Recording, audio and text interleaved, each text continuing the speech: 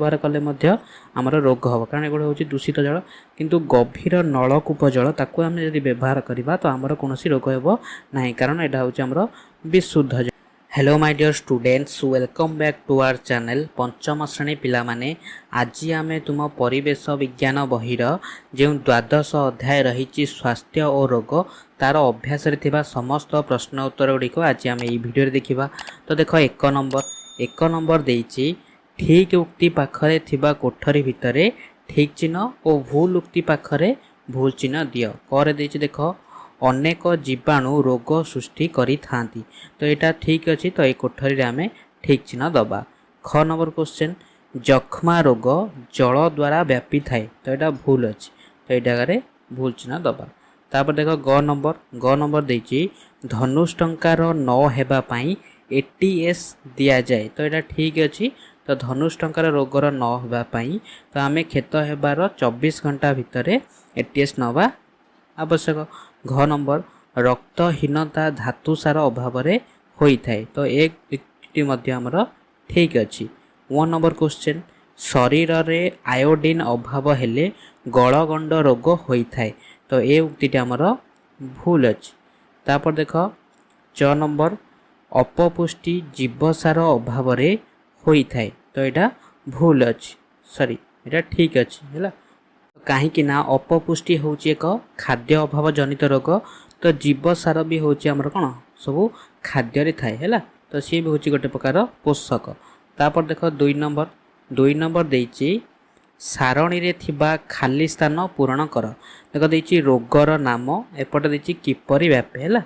तो बा का माध्यम रे व्यापे। तो आम लिखा देख देइछि जख्मा। तो जख्मा का माध्यम रे व्यापे वायु प्रत्येक संस्पर्श है बा जहाँ जख्मा रोग होता सहित आम मिलामिशा कले से आम कहते प्रत्येक संस्पर्श। मैलेरिया मशा कामुड़ा द्वारा बा माई एनोप्लिस मशा तुम लिखिपार। माई एनोप्लिस मशा कामुले मैलेरिया रोग हुए आ माई क्यूलेक्स मशा कामुले बातजर रोग होता है। प्लेग रोग मूषा कामुड़ा द्वारा है। तापर देख 3 नंबर देइछि क्वासिओरकर रोगर लक्षण गुड़िक कौन है। तो क्वासिओरकर है। तो क्वासिओरकर कौन ना जो रोग गुड़िक आमर कौन जो पुष्टिसार अभाव होता है तो ताहाको आमे क्वासिओरकर रोग कहती बा श्वेतसार खाद्य अभाव आमर मारास्मस रोग होता है। पुष्टिसार खाद्य अभाव आमर क्वासिओरकर रोग होता है। तो लिखा क्वासिओरकर रोगर लक्षण गुड़िक है शिशुर गोड़ हाथ और मुह फुली जाए है। चर्म सुखिला देखा जाए और चर्म रे घा हुए। थाड़ा लिखा मुंड बाल कहरा हो जाए एवं बाल को धरु धरु उपुड़ी जाए है। तो देख यहाँ क्वासिओरकर रोग देती मैंने यहाँ पुष्टिसार खाद्य अभाव है। तो जदि मारास्मस रोग दे था तो यहाँ श्वेतसार खाद्य अभाव है। 4 नंबर ठीक उत्तर चारिपटे गोल बुला है। कर दे देख निम्नलिखित क्यों जल रोगर उत्स नुहे है। तो नदी जल। तो नदी जल रोगर उत्स है। तो नदी जल को आम व्यवहार कले आमर रोग हेब है। पोखरी जल को व्यवहार कले आमर रोग हम कारण एगुड़ा हूँ दूषित जल किंतु गभीर नलकूप जल ताकू आम जब व्यवहार करवा तो आमर कौन रोग हेब ना कारण यहाँ हूँ आमर विशुद्ध जल है। तो नदी जल पोखरी जल हूँ दूषित जल। से पचार रोगर उत्स नुहे बा जहाद्वारा आम रोग हेब ना। तो यहाँ उत्तर हो गभीर नलकूप। 2 नंबर ख नंबर निम्नलिखित क्यों रोगटी जल द्वारा व्यापे है। तो एमान मध्य क्यों रोगटी जल द्वारा व्यापे। तो यहाँ हम हईजा। तो हईजा हूँ जल द्वारा व्यापी थाए। तापर देख 5 नंबर देइछि क्यों माध्यम रे क्यों रोग व्यापे लेख प्रश्न सह उत्तर देख मुझे तुम लिखी देछि। देख माध्यम है। तो माध्यम हूँ जल मशा माछी है। तो जल द्वारा क्यों रोग व्यापी थाए ना हईजा झाड़ा बांती कामल टाइफॉइड बा आंतरिक ज्वर कहते है। मशा द्वारा मैलेरिया बातजर आउ डेंगू। माछी द्वारा झाड़ा बांती हईजा है। तो तुम मैंने चाहिए आहरी विभिन्न माध्यम देकी ता द्वारा क्यों रोग व्यापे तुम लिखिपार है। तापर देख 6 नंबर देइछि टीका कहीं नि जाए है। तो तुम मैंने जो हाथ में टीका नि तुम देखी तुम हाथ में टीका चिन्ह थी तो से गुड़ तुम मैंने कहीं नि ना भविष्य है। तो कौन रोग न होगापी टीका नेबा द्वारा शरीर रोग प्रतिरोधक शक्ति बढ़ी थाए। आमको केते गुड़िए जीवाणु जनत ବା ଭୂତାଣୁ ଜନିତ ରୋଗରୁ ରକ୍ଷା ପାଇବା ପାଇଁ ପ୍ରତିଷେଧକ ଟୀକା ବା ଇଞ୍ଜେକ୍ସନ୍ ନେବା ଅତି ଜରୁରୀ। ତେଣୁ ଆମ ଶରୀରକୁ ରୋଗମୁକ୍ତ କରିବା ପାଇଁ ଟୀକା ନିଆଯାଏ ହେଲା। ତାପରେ ଦେଖ 7 ନମ୍ବର କ୍ୱେଶ୍ଚନ୍ ଦେଇଛି, ବର୍ତ୍ତମାନ ଗୋଟିଏ ଦିନରେ ସାରା ଭାରତରେ ଜନ୍ମରୁ 5 ବର୍ଷ ବୟସର ସମସ୍ତ ଶିଶୁଙ୍କୁ ପୋଲିଓ ବୁନ୍ଦା ଦିଆଯାଉଛି କାହିଁକି ହେଲା। ତାର ଉତ୍ତର ହେବ ବର୍ତ୍ତମାନ ଗୋଟିଏ ଦିନରେ ସାରା ଭାରତରେ ଜନ୍ମରୁ 5 ବର୍ଷ ବୟସର ସମସ୍ତ ଶିଶୁଙ୍କୁ ପୋଲିଓ ବୁନ୍ଦା ଦିଆଯାଉଛି।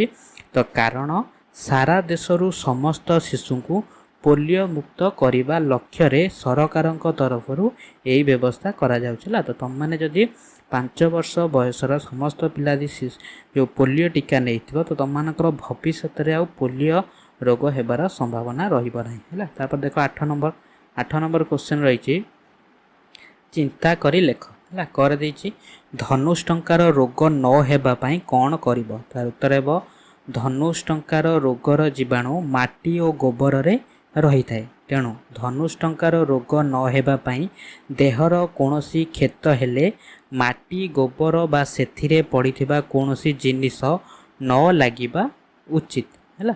ତ ଏହି ରୋଗର ପ୍ରତିରୋଧ ପାଇଁ କ୍ଷତ ହେବାର 24 ଘଣ୍ଟା ମଧ୍ୟରେ ଧନୁଷ୍ଟଙ୍କାର ନିରୋଧକ ଇଞ୍ଜେକ୍ସନ୍ ବା ATS ହେଲା ବା ଆଣ୍ଟି ଟିଟାନସ୍ ସିରମ୍ ନେବା ଦରକାର ହେଲା। ତ ତୁମମାନଙ୍କର ଯଦି କେଉଁଠି ହାତ ଗୋଡ଼ ଖଣ୍ଡିଆ ହେଇଥିବ ତ ସେ ଜାଗାରେ ଯେମିତି ଧୂଳି ହେଲା ଆଉ ଯେଉଁ ଗୋବର ହେଲା ଆଉ କୌଣସି ଜିନିଷ ତ ସେ ଜାଗାରେ ନ ଲାଗେ, ତ ଲାଗିଲେ ତ ଧନୁଷ୍ଟଙ୍କାର ଜୀବାଣୁ ଏଇ ମାଟି ଗୋବର ସେଥିରେ ଥାନ୍ତି। ତ ସେଗୁଡ଼ିକ ଆମ ଶରୀର ଭିତରକୁ ଗଲେ ତ ଆମକୁ ଧନୁଷ୍ଟଙ୍କାର ରୋଗ ହେବାର ସମ୍ଭାବନା ଥାଏ।